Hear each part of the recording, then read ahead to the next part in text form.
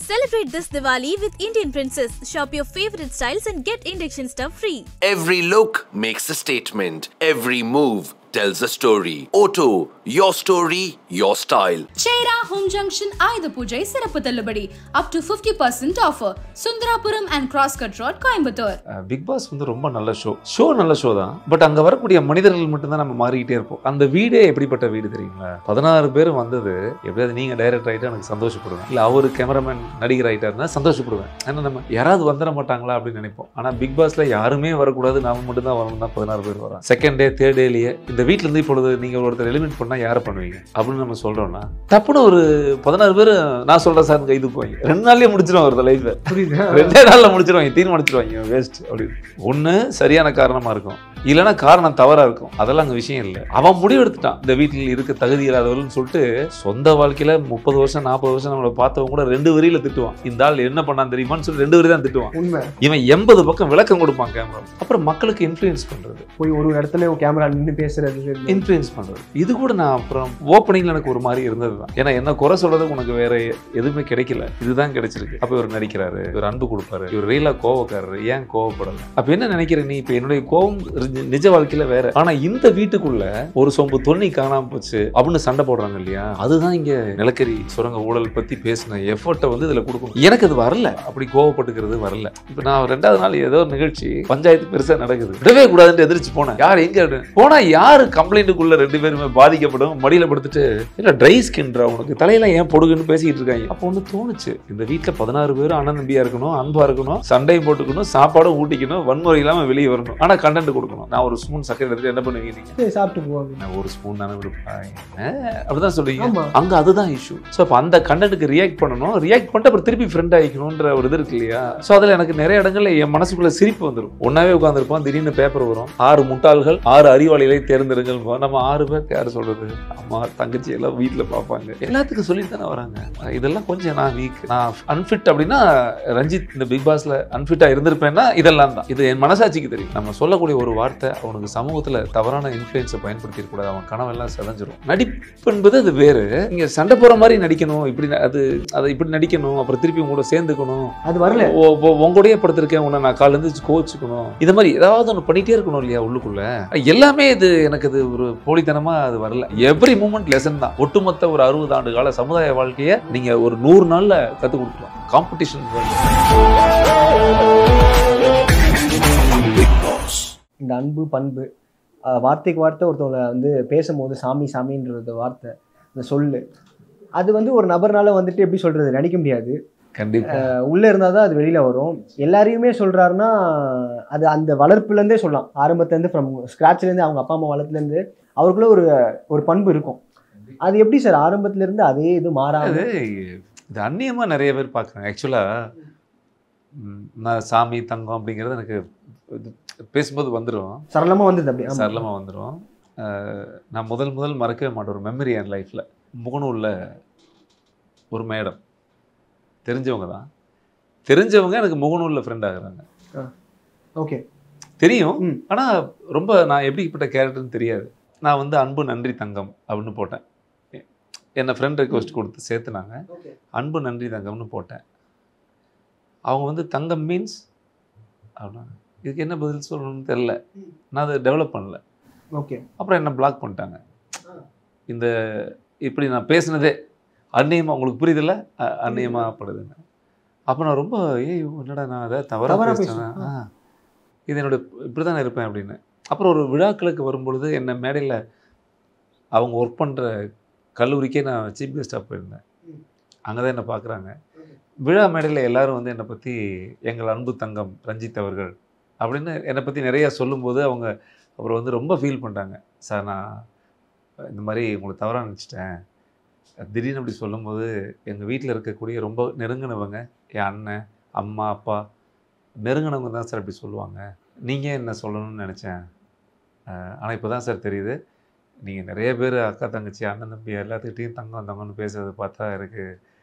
நீங்கள் thank you so much sir, நான் தப்பாக நினச்சிட்டேன். நாங்கள் அந்த மாதிரி பிகினிங் பேசும்போது இந்த சாமி கண்ணு தங்கம் செல்லம் இது எல்லாமே வந்து என்னென்னா நம்ம தமிழ் வட்டார வழக்கில் நம்ம ஊருக்குள்ளே இருக்கிற ஒருத்தனை பாசமாக கொஞ்சறதுக்கு இயல்பாக வந்துருது. இயல்பாக பாசமாக எப்படி வரும்னா, சின்ன வயசில் நம்மளை பாட்டிகளோ அம்மாக்களோ என் ஜாமி அப்படிங்கிறது, என் கண்ணு அப்படின்னு முத்தம் கொடுக்குறது, டேய் தங்கம் பார்த்துப்போ அப்படின்னு சொல்கிறது, அது எல்லாமே நம்ம பாசம் அக்கறையில் வந்த வார்த்தைகள்ங்கிறதுனால எனக்கு இந்த வார்த்தைகள் சின்னதுலேருந்தே நான் நிறைய பேர்த்த போடா வாடான்னு சொன்னது என் ஃப்ரெண்ட்ஸு கூட. அந்த மாதிரி வேர்டுக்கு பதிலாக என்ன தங்கம் அப்படி தான் சொல்லுவேன்.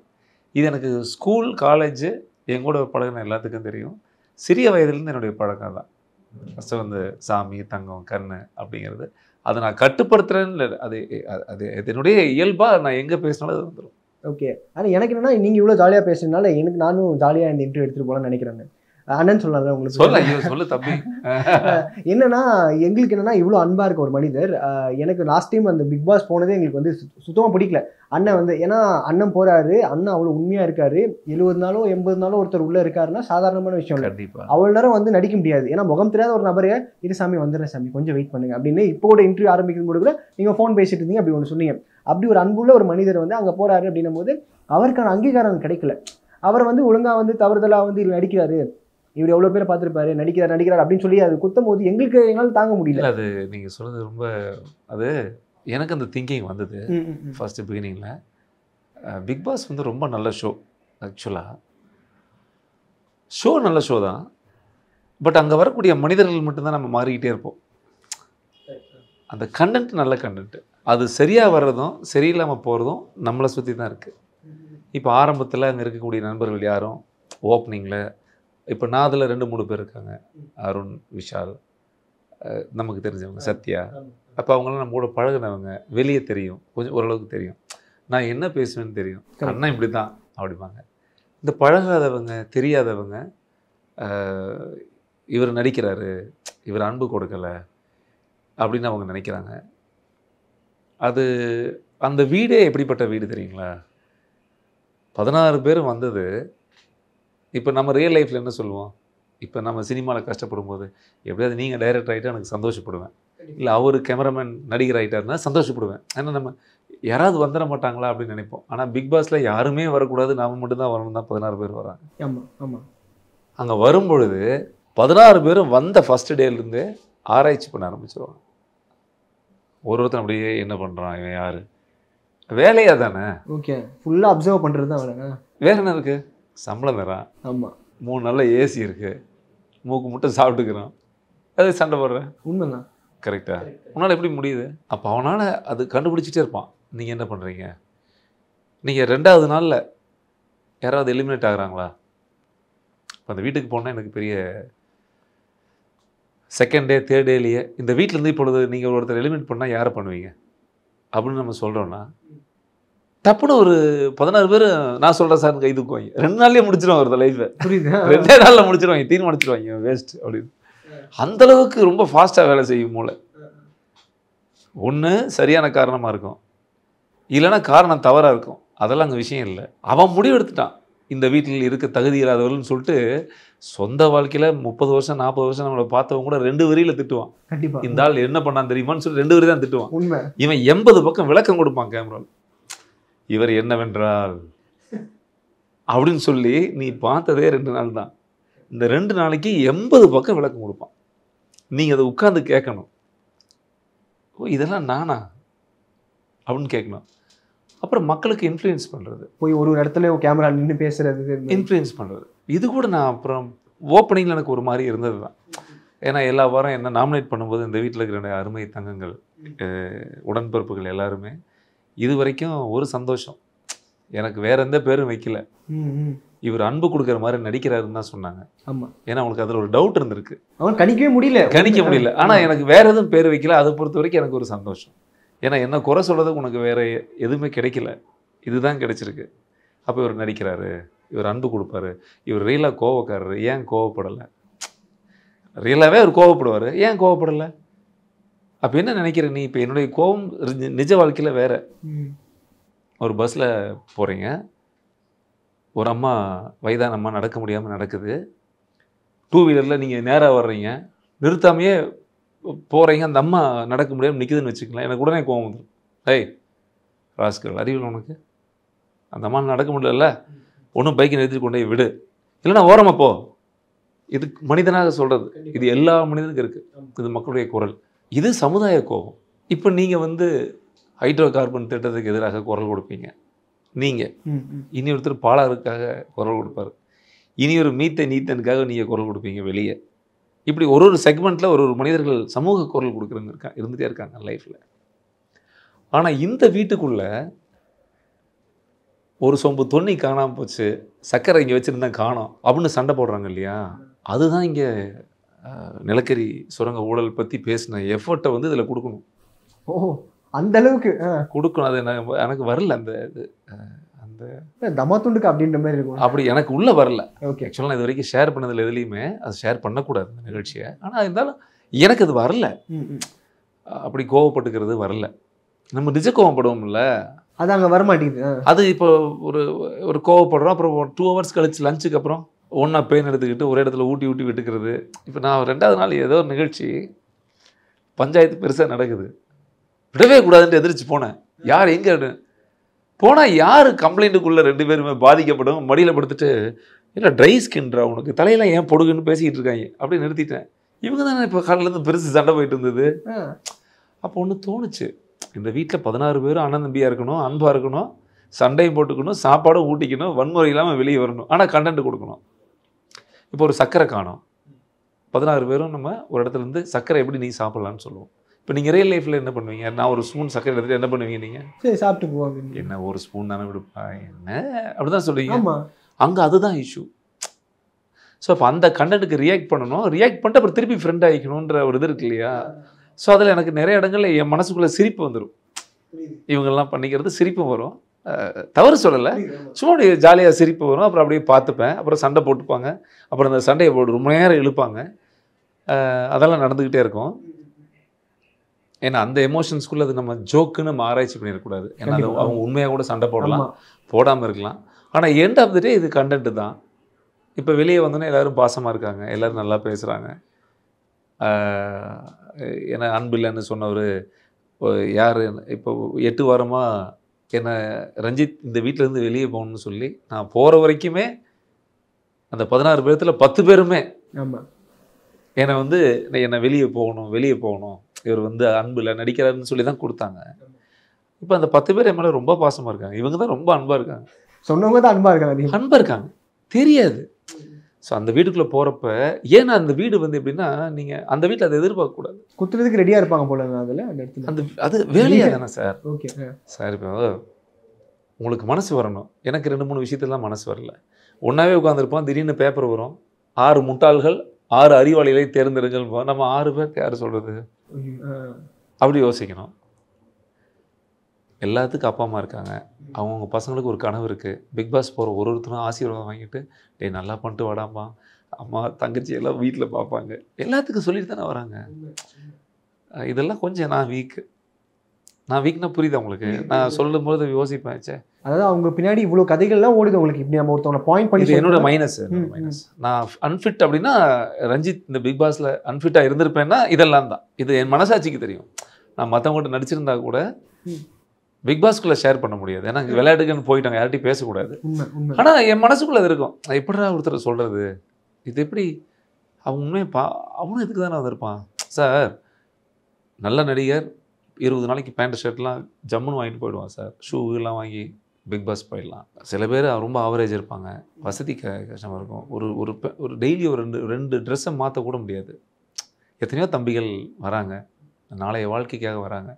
நம்ம சொல்லக்கூடிய ஒரு வார்த்தை அவனுக்கு சமூகத்தில் தவறான இன்ஃப்ளூயன்ஸை பயன்படுத்திடக்கூடாது, அவன் கனவெல்லாம் செதஞ்சிரும். ஆனால் இந்த வீடு அதுக்கான வீடு இல்லைன்னு எனக்கு தெரியும். ஆனாலும் இந்த ரஞ்சித்துக்கு அந்த ரஞ்சித்துக்கு நடுவில் ஒரு ஸ்ட்ரகிள் நடந்துகிட்டே இருக்கும். அங்கே தான் நான் மாட்டிக்குவேன். உங்களுக்குள்ளே ஒரு போராட்டம். இது என்னோட மைனஸ். ஓகே, புரிஞ்சுட்டிங்களா? கண்டிப்பாக. ஏன்னா என்னன்னா உங்களால் நடிக்க முடியும், ஒரு கெட்டவனாவோ எனக்கு ஒரு கேரக்டர் மாதிரி 100 நாள் ஒரு வில்லனா நடிக்க முடியாது. அதுதான் இப்போ அது என்ன பிரச்சனை, அது நடிச்சிடலாம். நடிப்பு என்பது அது வேறு. இங்கே சண்டை போகிற மாதிரி நடிக்கணும், இப்படி அதை இப்படி நடிக்கணும், அப்புறம் திருப்பி உங்களோட சேர்ந்துக்கணும், அது வரல. உங்களோடையே படுத்திருக்கேன், உன்னை நான் காலேருந்து கோச்சிக்கணும், இப்போ உங்களோடையே உன்னை திட்டணும், உங்களை எல்லாம் சண்டை இப்படி. இப்போ யாராவது பேசுனாங்கன்னா நம்ம அதில் ஒரு 2 ஆணும் பொண்ணும் பேசுனா அது வேணுன்ட்டு அது லவ் இருக்கிற மாதிரி இமேஜ் பண்ணி காமிச்சு நல்ல பேர் வாங்கிக்கணும். இல்லை உண்மையாமே லவ் பண்ணுறாங்கன்னா அதை பிரிக்கிற மாதிரி பிரித்து பாலிடிக்ஸ் பண்ணணும். இந்த மாதிரி ஏதாவது ஒன்று பண்ணிகிட்டே இருக்கணும் இல்லையா உள்ளுக்குள்ளே. அது வரும். எல்லாமே இது எனக்கு இது ஒரு போலித்தனமாக அது வரல. அது அந்த மாதிரி விஷயங்கள் கொஞ்சம் வரல. ஏன்னா நான் கொஞ்சம் நம்ம பழகுனா எல்லாத்தையும் நல்லா பழகிற ஆள்னால நான் மாட்டிக்குவேன். இந்த இடத்துல மாட்டிக்குவேன். இந்த நாமினேஷன் பண்ணுறது, ஒருத்தனை வெளியே அனுப்புறது, அதுக்கு காரணம் கண்டுபிடிக்கிறதெல்லாம் கொஞ்சம் கஷ்டம் எனக்கு. ஓகே. ஆனால் வேதனையாக இருக்கும். நான் உள்ள நீங்கள் இருக்கும்போது எவ்வளோ நாள் என்னடா என்ன தைரியமாக சொல்லுவாங்க, 10 பேர் சொல்லுவாங்க. உங்களை சொல்லிடுவாங்க. ஆனால் நீங்கள் ஒருத்தர் சொல்கிறதுக்கு பயங்கர வேதனையாகும்ல. எனக்கு வேதனை. அது உள்ள நாமினேஷன் அது எனக்கு வேதனை. இப்போ என்ன சொல்லிட்டு நீங்கள் உட்காருங்க, நான் உங்கள் பேரை சொல்கிறதுக்கு நான் என் மனசு யோசிக்கும், தயங்குது. என்ன ஏன்னா நீங்கள் பகலில் உங்களுடைய கனவெல்லாம் என்கிட்ட பேசியிருப்பீங்க. அண்ணா என் ஊர் இங்கே இருக்குண்ணே, இந்த மதியானம் சாப்பிட்டு போர் அடிக்கும் போது அப்படியாப்பா ஆமாண்ணே எப்படியாவது நான் நடிகராக வந்துடணுண்ணே, ஒரு அசிஸ்டன்ட் சேர்ந்துருவேண்ணே, ஆனால் எங்கேயா சொல்லுங்கண்ணே நான் வெளியே வந்து பார்க்குறேன்ட்டு அவருடைய கனவுலாம் என்கிட்ட நிறைய பேசியிருப்பார். வீடு கட்டிகிட்டு இருக்கோம், கொஞ்சம் பணம் வரல, அம்மாவுக்கு அடிபட்டுருச்சு, இந்த மாதிரி நிறைய வாழ்க்கை தொகுப்புகளை அந்த ஓய்வு நேரத்தில் நம்ம பேசிடும்ல, அப்படியே படுத்துக்கிட்டு எல்லாம் கேட்டுக்கிறோம்ல, அதெல்லாம் கேமராவில் வராது. நான் சொல்ல கண்டிப்பாக நீ என்ன உனக்கு இது ஈஸியாக சொல்ல முடிஞ்சிருது. நீ என்ன யோசனை, ரஞ்சித் அண்ணன் சொன்னால் இவங்க 4 பேரும் என்னை நாமினேட் பண்ண மாட்டாங்க. ஏன்னா ஒரு டீமாக இருப்பாங்கல்ல சாமி. இப்போ உங்களுக்கு முன்னாடி இந்த 6 பேர் இருக்காங்கன்னா உங்களை சொன்னால் அந்த 6 பேரும் என்ன நாமினேட் பண்ணுவான். கரெக்ட். ரஞ்சித் எல்லாம் சாதாரண தனியாக இருக்காருல்ல, ஈஸியாக அட்டாக் பண்ணிடுவாங்க ஒரே. இப்போ ரஞ்சித் கிட்ட சொல்லிட்டோம்னா யாரும் என்ன எனக்கு எதிர்த்து போட மாட்டாங்க. அப்போ 2 பேர்த்த சொல்ல ஒரு ஆள் தப்பிச்சிட்டேன், இனி யாரு அப்படி நான் அதை கூட ரசிப்பேன். பாவம். சரி ஓகே, உங்களுக்கு புரியுது இல்லை? புரியுது புரியுது புரியுது. எப்படியோ சொல்லி என்ன சொல்லி நான் இயலாமைன்னு சொல்கிறேன், எல்லாமே இயலாமை தான். உங்களுக்கு புரியுது? நான் இயலாமைன்னு நினச்சிட்டு மேலே போய் சொல்கிறேன் பாருங்க, அவர் இயலாமை, அவரால் முடியாது அப்படின்னு சொல்கிற தெரியுமா? ஒன்றால் மற்றவனை சொல்ல முடியாத இயலாமையை நான் கண்ணுக்கு நேரம் பார்த்துட்டே இருப்பேன் அப்படியே. இவ்வளோதான் வித்தியாசம் அந்த வீட்டில். ஆனால் இந்த ஏஜ் கேட்டகரியில் பிரிப்பாங்க பார்த்தீங்களா? ஃபிசிக்கல் டாஸ்க் வரும்போது அதெல்லாம் அவரால் முடியாதுப்பா. அது இப்போவும் நீங்கள் ஒரு 2 பேரை தூக்கி அலைக்கா தூக்கி தோளில் போனாலும் போட்டுருவீங்க. ஒரு 2 ஸ்வேர்ட்டு சொல்லிட்டு இல்லை அது இருக்குது. இந்த வீட்டில் நான் வந்து ஃபஸ்ட்டு ஒரு 2 வாரம் நான் வந்து ஃபஸ்ட்டு போனோடனே ஸ்பைனல் கார்டு எனக்கு வந்து முதுகுக்கிட்ட ஒரு மசில் கேட்ச் ஆகிடுச்சு. ஓகே. ஜிம்மில் போகிறதுக்கு முன்னாடி ஜிம்மில் வெயிட்டு தூக்கும்போது மசில் முதுகில் ஸ்பைனல் கார்டு பிடிச்சிருச்சு. இது வந்து பிக் பாஸ்க்கு போகிற அன்னைக்கு. ஐயோ என்னடா முதுகு பிடிச்சி, உங்களுக்கு தெரியும்ல, ப்ரீத் பண்ண பெருமூச்சு எடுக்க முடியாது. பெருமூச்சு பின்னாடி வலிக்கும், அப்படியே பிடிக்கும். அப்போ தான் போயிருக்கேன். அந்த 1 வாரம் மருந்தெல்லாம் சாப்பிட்ருக்கேன்.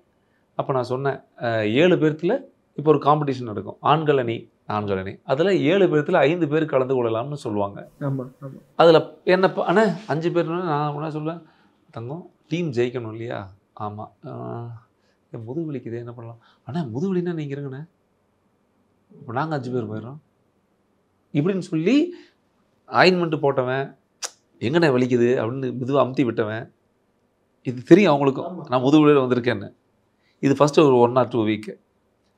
ஆனால் 3 வாரம் கழித்து நாமினேஷன் லிஸ்ட்டு சொல்லும்போது யார் எனக்கு முதுகுலின்னு சொல்லி கன்சோல் பண்ண தம்பியே என்னை ஃபஸ்ட் நாமினேட் பண்ணுறான், அண்ணன் வந்து தயங்குறாரு ஃபிசிக்கல் டாஸ்க். அதுதான். அப்போ நான் யோசித்தேன், ஓ மை காட், செத்துட்டேன்னு சொல்லிட்டானே. ஒருத்தன் முடியலன்னு சொன்னாவே இறந்துட்டான்னு அர்த்தம். அப்போ நான் பார்த்தேன், ஏன்னா இதை வச்சு நாமினேட் பண்ணுறான். நான் முதுகு வலிக்குது, பின்னாடி ஸ்பைனல் கார்டு எனக்கு பெயின் இருக்குதுன்னு சொல்லி மாத்திரை சாப்பிட்றேன்னு சொன்னேன். அதனால் நான் கலந்துக்கலன்னு சொன்னேன். இன்னொரு விஷயம் என்னென்னா 5 பேர்த்தில் 5 பேரும் கலந்துக்கலாங்கிறது இல்லை, 7 பேர்த்தில் 4 பேர் கலந்துக்கலாங்கிறது தான் ஆப்ஷனு. மீதி 3 பேர் கலந்துக்கல இல்லைன்னா பரவாயில்லங்கிறப்ப டீம் ஜெயிக்கணுங்கிறதுக்காக நான் வரலன்னு சொன்னேன். சரியாயிட்டு நான் வரேன்னு சொன்னேன். ஆனால் அதை நாமினேட் பண்ணாங்க. இதெல்லாம் ஒரு பாடம். பிக் பாஸ் ஒரு லெசன்கிறது இருக்கு இல்லையா, அதை பிக் பாஸ் உள்ளே போய் தான் கற்றுக்க முடியும். வாழ்க்கை பாடம் வந்து நிறையா கற்றுக்கலாம். நம்ம உலகத்தில் எவ்வளோ அனுபவங்கள் கடந்தால் கூட அங்கே போய் உண்மையாக குழந்தையாக மாறிடுவோம். உங்களுக்கு புரிஞ்சிட்டிங்களா? எவ்ரி மூமெண்ட் லெசன் தான். ஒட்டுமொத்த ஒரு 60 ஆண்டு கால சமுதாய வாழ்க்கையை நீங்கள் ஒரு 100 நாளில் கற்றுக் கொடுத்துருவாங்க. காம்படிஷன் வேர்ல்டு எல்லாத்துக்குமே போட்டி மட்டும்தாங்க. எல்லாத்தையுமே ஒரு ஸ்ட்ராட்டஜியாக பார்ப்பாங்க, கண்டென்ட்டாக பார்ப்பாங்க. அந்த மாதிரி. ஆமாம். இது எப்படின்னா அரசியல்வாதிகள் மாதிரி சாமி. இப்போ மழை வருதுன்னு வச்சுக்கோங்களேன், அப்படியே டக்குன்னு ஒரு தலைவர் என்ன பண்ணுவார், தமிழக அரசுக்கு கடும் எச்சரிக்கை பேர். ஏன்னா மழை பெய்யுதுன்னு. மழை பெய்து முடித்தவுடன் ஆங்காங்கு வடிகால்கள் நீர்கள் குடிசையில் படும் என்பதால் நீங்கள் வந்து கரெக்டாக மக்களுக்கு உணவு பட்டங்கள்லாம் அதாவது வர்றதுக்கு முன்னாடியே எரியா செய்யும்ல. இப்போ பேஞ்சிட்டு இருக்கு, அடுத்த வாரம் செய்கிறது இன்றைக்கே முந்திக்கிறது. அந்த மாதிரி இப்போ நீங்கள் சாப்பிட்ருப்பீங்க, சாப்பிட்டு கழுவலான்னு நினச்சிட்டு இருக்கும்போது நடந்து போவான்ல, பஸ் பிளேட்டு தயவு செய்து அங்கே வச்சுருங்க, கிச்சனில் அங்கே வச்சுருங்க, வந்து கழுவிடுங்க பஸ். ஏன்னா கழுவு தின்னுட்டு அட இருடா. புரியுதா? அந்த மாதிரி இருக்கும், பயங்கரமாக இருக்கும். இல்ல இல்ல நான் எதை குறை சொல்லல. இல்ல புரியுது. அவங்க ட்ரை பண்றாங்க. இனிமேல் சாப்பிடும் போதே பிடிச்சிருவானு போல. இனி அடுத்த சீசன்ல சார் பஸ் சாப்பிட்றீங்க, சரி சாப்பிட்டு என்ன பண்ணுவீங்க, கழுவுறீங்க, கழுவுறேன் பஸ், சரியா கரெக்டாக இருக்கணும், புரியுதுங்களா, சரிங்க பஸ். இனிமேல் அது வாய்க்கு எடுத்துட்டு போக விட மாட்டானுங்கன்னு நினைக்கிறேன். அந்த மாதிரி இல்லை இல்லை, மனிதர்கள் அந்த இடத்துல காம்படிஷன் நிறைய இடம்னு சொல்ல வரேன். அந்த காம்படிட்டிவ் மைண்ட்லேயே இருப்பாங்க. Show fantastic show sir. நான் எப்பவுமே பிக் பாஸோட ரசிகன் நான். ஏன்னா மனித போக்குவரத்துக்குள்ளே நீங்கள் எப்படி பயணித்து முன்னேறணுங்கிறதுக்கான பெரிய ஷோ. ஹியூமன் டிராஃபிக் இருக்குல்ல, அந்த ஹியூமன் டிராஃபிக்குள்ளே வர்றதுக்கான ஷோ அது. அதை வேறு மாதிரியெல்லாம் பார்க்கவே கூடாது. உங்கள் மைண்டை எப்படி வச்சுக்கலாம், ஹார்ட் எப்படி வச்சுக்கலாம், இந்த மாதிரி மனிதர்களுக்கு நடுவில் நீங்கள் எப்படி சரியாக வாழணும். அப்புறம் நமக்கு தட்டி கேட்கறது தயங்கவே கூடாது. தயக்கமில்லை ஒருத்தனும் பிக் பாஸ் போனால் தயங்க மாட்டான், தட்டி கேட்க ஆரம்பிச்சிருவான். அங்கே சும்மாவாவது போய் தட்டி கேட்பான் தெரியும்ல, அது ஹேபிட் ஆகிடும். ஓகே, வெளியே வந்து அடி வாங்குவாங்கிறது வேற விஷயம். நீங்கள் சும்மா உள்ளே போய் பேசிடலாம், ஏன் எப்படி பண்ணுறீங்கன்னு. அதே வீட்டில் கேட்க முடியாது. போ அந்த ஒரு மோலி துணி இருக்குது போய் துவைச்சிட்டு வந்துடுவாங்க. உண்மைதான் கரெக்டாக. ஸோ அதனால் ஐ என்ஜாய் இட். நான் உங்களுக்கு புரியுது. எனக்கு ஒரு நாள் கூட நீங்கள் என்ன பார்த்துருப்பீங்க பிக் பாஸ். நான் எந்த தம்பிகள் மேலே எனக்கு கோவமே வந்து ஜாலி. அதாவது எப்படின்னா செம்ம ஃபன்னாக இருந்தது எங்களுக்குன்னா. அதுதான் ஸ்டில் இப்போ கூட அவங்களுக்குலாம் தெரியாது. நான் ஒரு படம் ஒர்க் பண்ணுறேன்னா இதில் இந்த 12 பேர்த்தில் யார் யாரை நடிக்க வைக்கலாம் தான் இப்போ நான் யோசிச்சுட்டு இருப்பேன். புரியுது. எனக்கு அதில் எதிரியே கிடையாது. அவங்க என்ன நினச்சிருக்கலாம், மேபி ரஞ்சித் இப்படின்னு ஃப்ரேம் பண்ணியிருக்கலாம். ஆனால் அவங்க எல்லாம் தேர் ஆல் மை பிரதர்ஸ் சைல்டு மாதிரி தான். பாவம் தான், நல்லவங்க எல்லாரும், வெரி குட் பீப்புள். இப்போ கூட அடுத்த படத்துக்கு 2-3 பேர் மைண்டில் வச்சிருக்கேன். ஆஹா சூப்பர் சூப்பர் சிறப்பு. நான் நேரத்துக்கு ரொம்ப நன்றி. நிறைய விஷயம் ஷேர் பண்ணீங்க. ரொம்ப மகிழ்ச்சி இந்த எக்ஸ்பீரியன்ஸை பற்றி. Thank you so much. அப்படியே அடுத்த படத்துக்கும் வாய்ப்பு. கண்டிப்பா கண்டிப்பா சாமி. தேங்க்யூ சாமி. Thank you. Celebrate this Diwali with Indian Princess. Shop your favorite styles and get induction stuff free. Every look makes a statement. Every move tells a story. Auto, your story, your style. Cheira Home Junction Ayudha Pujai சிறப்பு தள்ளுபடி. Up to 50% offer. Sundrapuram and Crosscut Road, Coimbatore.